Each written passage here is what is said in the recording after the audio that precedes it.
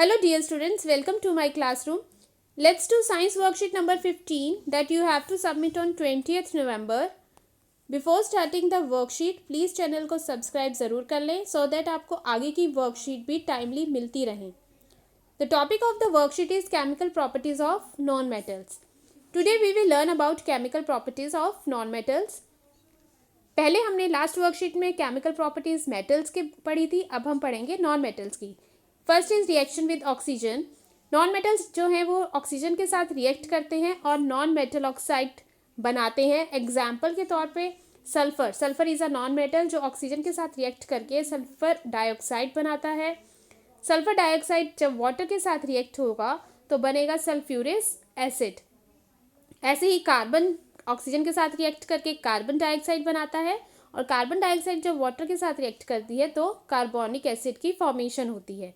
तो जब भी नॉन मेटल्स ऑक्सीजन के साथ रिएक्ट करेंगे तो क्या बनेंगे? Non metal oxide. For example sulphur dioxide, carbon dioxide, nitrogen dioxide. Then is nature of non metal oxides. With the help of an activity, let's find out whether the nature of the oxide of non-metal is acidic or basic. तो यहाँ पे एक छोटी सी activity है. इसके लिए हमें चाहिए कार्बन, रेड और blue litmus paper, indicator and glass jar. तो हमने क्या किया, कार्बन आप किस फॉर्म में ले सकते हैं? कोल की फॉर्म में. तो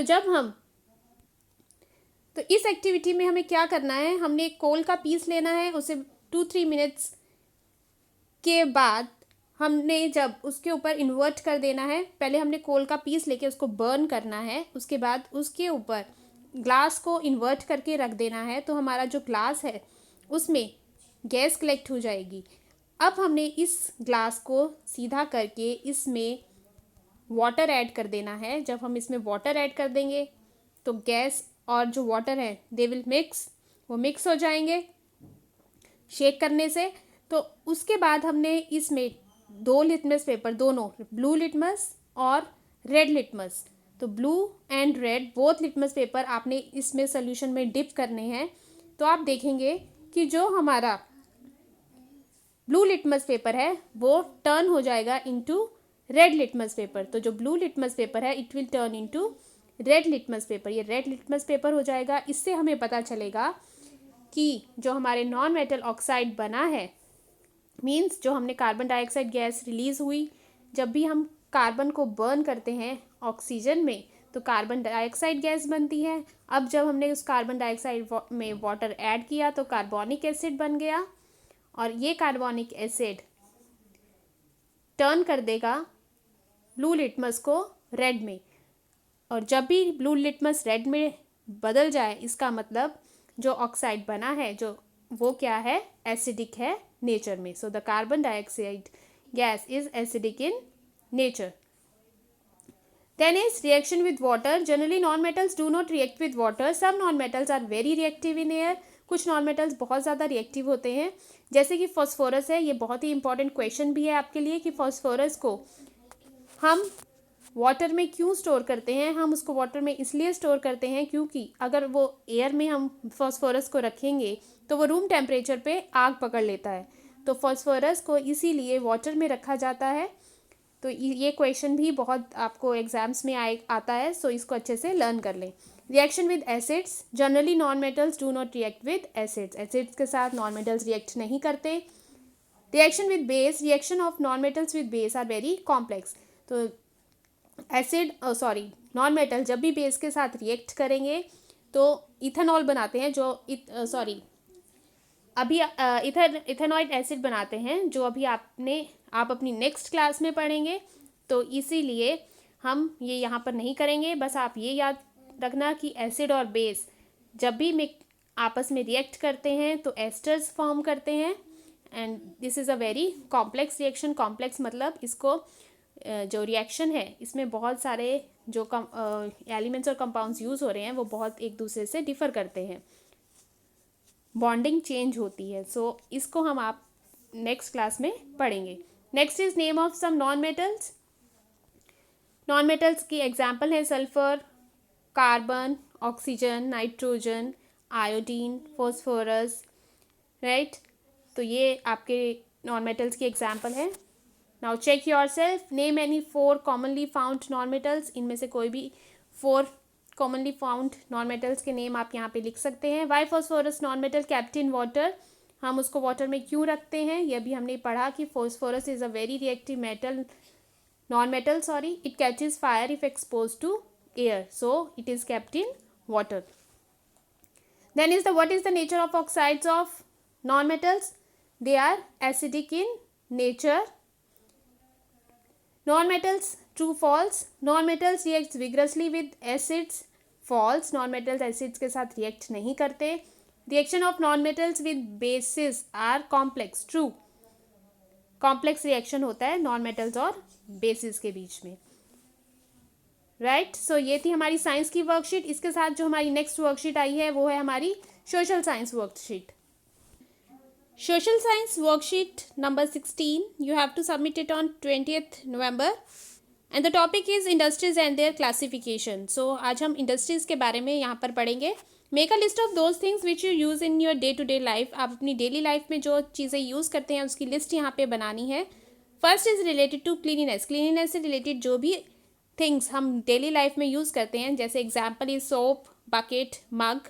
उसके बाद आप लिख सकते हैं shampoo, toothbrush, comb, nail cutter, towel and sanitiser. Next related to food, food preparation. Food खाने में या खाना बनाने में जो चीज़ें यूज़ होती हैं, जैसे प्लेट है, बॉल मीन्स आपकी कोली, tumbler, glass. Then frying pan हो गया, cooker, you can write wok, wok हम कहते हैं कढ़ाई को, नाइफ, रोलिंग पिन जिसे आप बेलन कहते हैं। Then is related to studies. Studies में pen, book, notebook, pencil, eraser, drawing sheets, file. और मीन्स ऑफ कम्युनिकेशन में हम बाइसिकल और रिक्शा, ऑटो आपको दिया है, metro, car, bike, bus, train, ये सब लिख सकते हैं। बाकी जो भी आप चीज़ें घर में यूज़ कर रहे हैं, जैसे सोफ़ा है, बेड है, या शुगर है, राइट, या आपके जो लेदर की प्रोडक्ट्स हैं वो सब यहाँ पे लिख सकते हैं। आगे, do we get these things in this form from the nature. क्या हमें सभी चीज़ें नेचर से मिल रही है? नो, हमें सभी चीज़ें जो हैं वो नेचर से नहीं मिल रही। बहुत सारी इनमें चीज़ें हैं जो मैन मेड हैं। If not then how and from where do we get these. अगर ऐसा है तो हमें ये चीज़ें कहाँ से मिल रही हैं? In reality industries are related to those economic activities which convert the raw material into more valuable products for people. तो ये if not then how and from where do we get these? We are getting these from, आप लिख सकते हैं we are getting these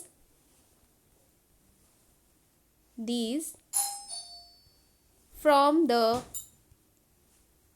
market, from the market. So industries are related to those economic activities which convert the raw material into more valuable products for people. तो industries में क्या है कि industries में ऐसी एक्टिविटीज़ होती हैं जहाँ पे जो रॉ मटेरियल है, जो नेचर से प्रोडक्ट हमें मिल रहा है, उसको और भी ज़्यादा यूज़फुल प्रोडक्ट में कन्वर्ट किया जाता है लोगों के लिए। इसीलिए हम इसको और भी क्या कहते हैं? मैन्युफैक्चरिंग सेक्टर और सेकेंडरी एक्टिविटीज़। मैन्युफैक्चरिंग सेक्टर और secondary activities. Then is the classification of industries. Industries को अगर हम क्लासीफाई करेंगे तो ये 4 टाइप्स की है on the basis of raw material. First is agro based. Agro based industries वो इंडस्ट्रीज़ हैं जहाँ पे रॉ मटेरियल यूज़ किया जाता है जो हमें प्लांट्स और एनिमल से मिल रहा है। और मैन्युफैक्चर्ड गुड्स है, यहाँ पे शुगर मिलता है, sugar from sugarcane, oil बनाया जाता है मस्टर्ड सीड से, कॉटन क्लोथ्स बनाए जाते हैं कॉटन से, from wheat and paneer, ghee, butter from milk and bag from leather. Then are the mineral based industries वो इंडस्ट्रीज हैं जहाँ पे जो रॉ मटेरियल है वो मिनरल्स हैं, आयरन, कॉपर, एल्यूमिनियम, और इनसे भी यहाँ पर प्रोडक्ट्स बनाई जाती हैं। Iron rods from iron, electric wires बनाई जाती हैं कॉपर से, बर्तन बनाए जाते हैं एल्यूमिनियम से। देन आर मेरीन बेस्ड में मेरीन से ही हमें नाम से ही हमें समझ आ रहा है that the products which are obtain from seas and ocean. समुंदर से जो चीज़ें बनती हैं, समुंदर के से मटेरियल जो मिलता है उससे बनाई जाती हैं चीज़ें। Sea food, fish oil, pearl means मोती। And then forest based are the products that are obtain from forest, जैसे कि वुड पल्प है for paper, honey, pharmaceuticals means जो मेडिसिन्स है वो बनती हैं. So these are forest based. So now let's do the question answers. First is classify the following industries on the basis of raw materials.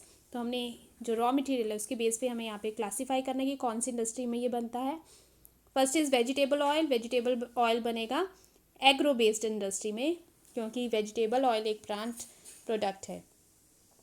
Then are the leather shoes. Leather shoes जो हैं वो भी animal product है, तो ये भी इसके under आएंगे agro based industry. Then is bread. Bread जो है वो भी एग्रो बेस्ड के अंडर आएगी. And last is paper. Paper कहाँ से बनता है? फॉरेस्ट बेस्ड, बिकॉज ये वो ट्रीज से बन रहा है तो इसलिए वो फॉरेस्ट बेस्ड हुआ. On the basis of raw material which type of industries would be the salt industry and why? What is industry and what are its advantages?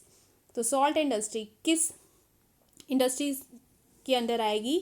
तो क्योंकि हमें पता है कि जो सॉल्ट इंडस्ट्री है वो उसमें जो प्रोडक्ट्स यूज़ हो रहे हैं वो हमें सी से मिलते हैं, तो हम उसको मेरीन बेस्ड इंडस्ट्री ही बोलेंगे. और साथ में उसको industry, what is industry and what are its advantages, इसमें आप लिखेंगे salt industry is marine based industry because the raw material is obtain from the sea and industry is a group of manufacturers. क्या है industry? Industry एक group है manufacturers का that produce a particular kind of goods, जो एक तरह की चीज़ें बनाते हैं. Then are the what are the advantages? Advantages are it provides employment to number of people. बहुत सारे लोगों को एम्प्लॉयमेंट देती है industry. It provides consumer goods in large scale. एक चीज़ को बहुत ज़्यादा क्वान्टिटी में बनाया जाता है ताकि सभी लोगों को मिल सके. और it plays an important role in the economic growth of the country. जो हमारी कंट्री है उसकी इकोनॉमिक ग्रोथ में भी बहुत इंपॉर्टेंट रोल प्ले करती है. तो नेक्स्ट क्वेश्चन हमारा है make a list of those substances which you use today and find out which type of industry it would be on the basis of raw material. तो हमने उन चीज़ों की लिस्ट बनानी है जो हमने आज यूज़ की हैं और उनको बताना है कि वो कौन सी इंडस्ट्री पर बेस्ड हैं. तो ये आप खुद करेंगे. एग्जाम्पल मैं आपको बता रही हूँ. फॉर एग्जाम्पल आपने घर में शुगर यूज़ की होगी, तो शुगर कहाँ से मिलती है? From sugar cane. इंडस्ट्री का नाम आएगा एग्रो बेस्ड इंडस्ट्री. तो ये फर्स्ट पॉइंट हो गया. सेकंड, आप पनीर, घी, बटर ये भी आप यूज़ करते हैं फ्रॉम मिल्क जो हमें मिलता है, तो ये भी कौन सी इंडस्ट्री आएगी? Agro based industry. उसके बाद आप घर में बर्तन यूज़ करते हैं, यूटेंसिल्स फ्रॉम एल्यूमिनियम जो बनते हैं एल्यूमिनियम से, तो ये आप लिखेंगे mineral based industry. And then you are using paper. आप अपनी वर्कशीट्स करने के लिए पेपर यूज़ कर रहे हैं, तो ये आप लिखेंगे फॉरेस्ट बेस्ड इंडस्ट्रीज. तो ये थी आपकी एसएसटी की वर्कशीट. आई होप आपको दोनों वर्कशीट अच्छे से समझ आई होंगी. So please like, share and subscribe the channel. Thank you.